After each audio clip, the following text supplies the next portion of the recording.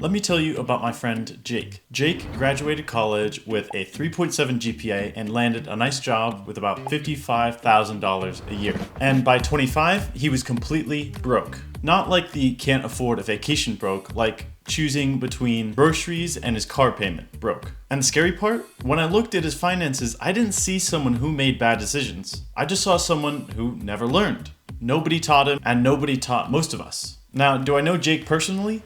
No, but the average 25-year-old in America has less than $3,000 in their savings and over $38,000 in debt. So I'm going to give you a 3-part framework in the student money-making cycle. Number 1, the 4 traps that keep students broke. What financially ahead 25-year-olds do that's different from everyone else. And finally 3, your starter plan that you can actually start today. So let's get right into it. These are the 4 patterns I keep seeing over and over again in students who eventually end up broke at 25. Trap number 1 is lifestyle inflation before income. You probably know the feeling. Over the past 4 years, you've been sharing a room with 4 other people, eating ramen, and the second your first paycheck hits, something in your brain clicks and you say, I deserve something better. And you're right, you do deserve nice things, but the problem is when I deserve this becomes a financial strategy. I did this. At my first job, I started eating out every single day. My income went up, but so did my expenses. I didn't have it as rough as some other people though. I've seen people completely switch apartments, buy nice clothes, and go to fancy restaurants when they clearly cannot afford it. Economists call this lifestyle inflation. You earn more, you spend more, and your bank account stays the same. And you wonder why you never seem to get ahead. The fix to this though is brutally simple. Just keep your expenses when you start to make more money as they would be as if you were still a student for at least 6 months. That means keep your expenses as the exact same as if you were still a student,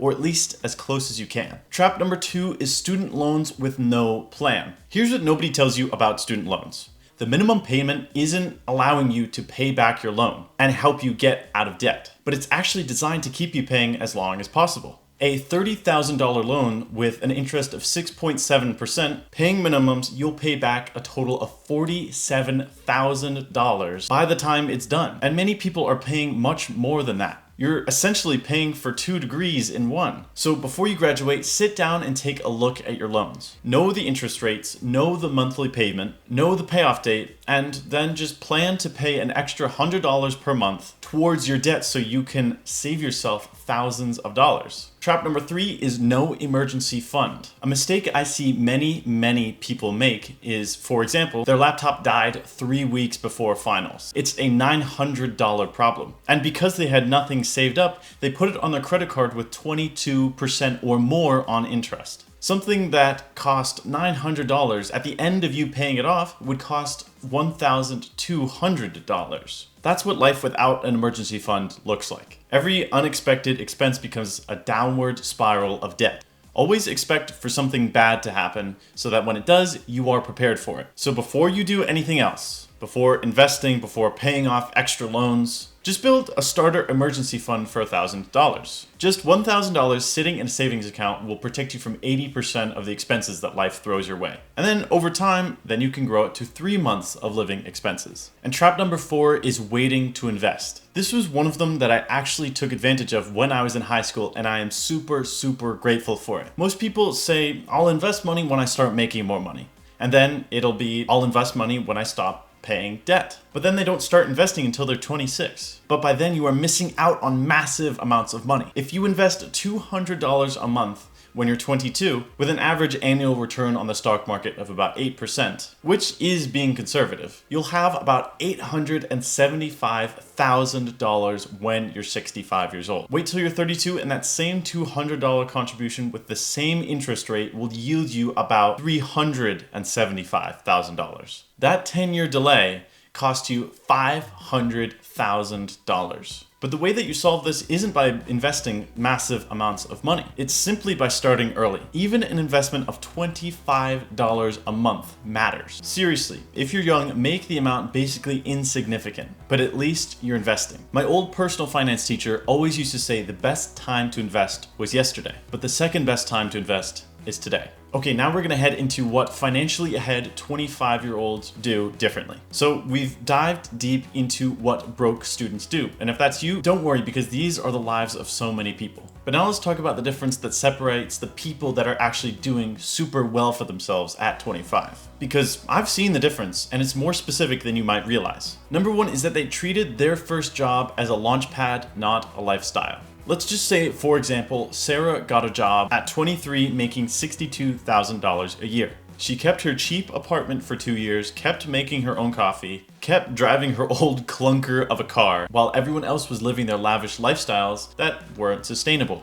She was quietly dumping $1,200 a month into her 401k and savings. And by 28, she had $28,000 saved. And the people who upgraded their life immediately had less than $5,000. So this ties back to what broke students do differently. I'm just giving you a different perspective into what financially responsible 20-year-olds do. The second thing that they do differently is that they learn one financial concept a month. Here's something that actually intimidates a lot of people, and actually intimidated me quite a lot when I was first learning about how to make money at a young age. You don't need to be a financial expert, you just need to know the basics. The financially stable people I know aren't reading Bloomberg every morning. They're just committed to learning one thing per month. The first month could be, how does a credit score work? And the next month could be, what's the difference between a traditional IRA and a Roth IRA? And the month after that could be, what is an index fund? That's it. One concept per each 30 days. And after a year, you'll have more financial literacy and you'll know how to make money more than 95% of people at your age. And you're literally doing this right now. And if you want to learn even more, you can catch up on some of my past videos that I have on my YouTube. I have over 3 years worth of content you can go and look back on. The third reason why these 25-year-olds are ahead of most people is because they used accounts that worked for them. People always ask questions about the different kinds of accounts that you can open because there are so many and they are confusing to learn about. So here they are, so you aren't confused anymore. And you should maybe write these down. First is your 401k. Your employer matches your contributions. That's just free money. A 3% match on a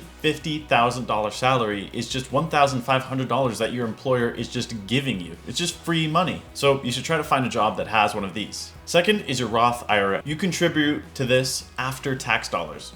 So if it grows tax-free, and you pay 0 taxes when you withdraw it on retirement. For young people in lower tax brackets, this is probably the best thing to start out with. This is actually one of the accounts that I have, and ever since I opened it up in high school, it has grown a total of 12% every single year. Third is the high yield savings account, or HYSA. Your emergency fund should not be sitting in a savings account that's earning you 0.001% interest every year, because inflation will beat that. A high yield savings account gives you about a 4 or 5% interest rate every single year. So I would look into starting a high yield savings account. There are a whole bunch, like I know Money Market is one, but you should do your own research. You don't need all 3 of these right away, but you should know that they exist and what they do. And finally, the last thing that differentiates 25-year-olds from everyone else is that they build something bigger than themselves. I'm gonna be honest, the goal here is to save money in the beginning for before and after college.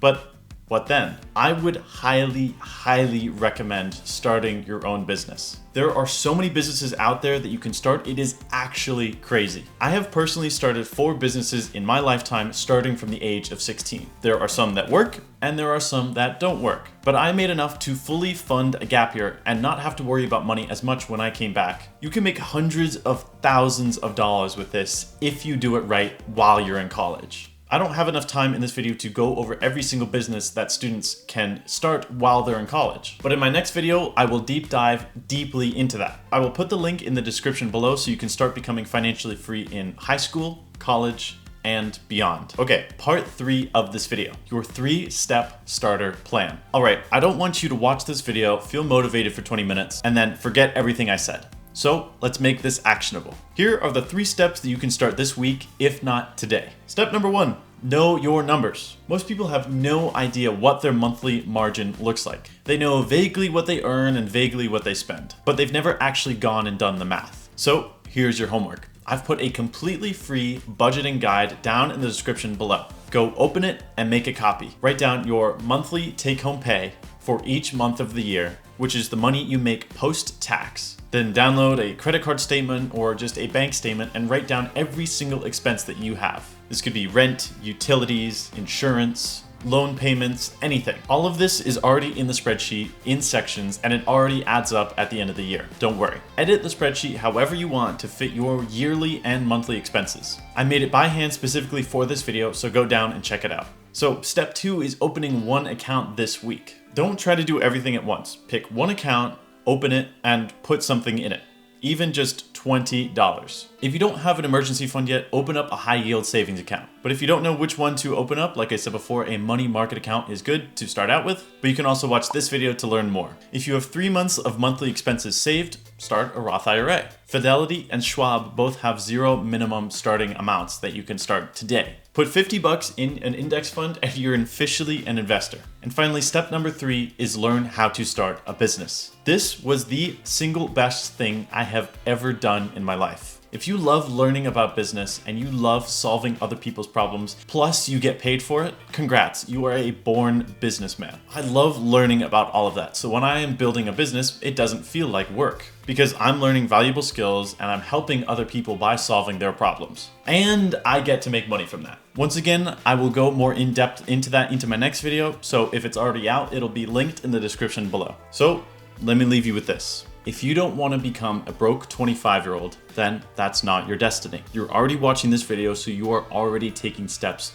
towards having that not be your reality. And if that is you, that's not any fault of your own. That's the fault of the system that never taught you any of this. The fact that you watch this video means that you're ahead of 90% of people in the world, and especially at your age right now. If this video helped you at all, please consider liking and subscribing because I post 1 to 2 videos a week based on how to make money as a young person, business, and building a life that doesn't stress you out. If you have a friend that's in school with you or about to graduate or get their first job, send them this video because it might be the most useful thing you do for them this year. Once again, the next video, I am going to be breaking down the 5 businesses that students can start while still in school. So I'll see you on the next one.